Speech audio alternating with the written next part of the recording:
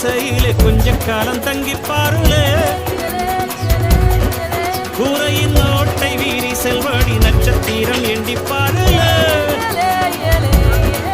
கூவும் செல்போனின் நச்சரிப்பை அணைத்து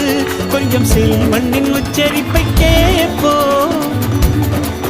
வெறும் காலில் செருப்பின்று நடந்து மண்ணோடு பேசிக்கொண்டு போவோம் மழலைகள் ஆவோம்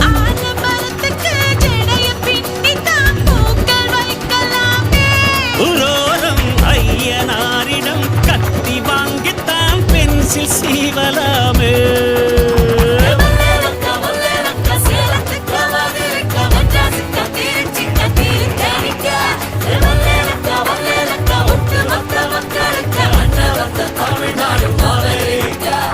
காவிரி யாரும் கை குத்தல் அரிசியும் மறந்து போகும்.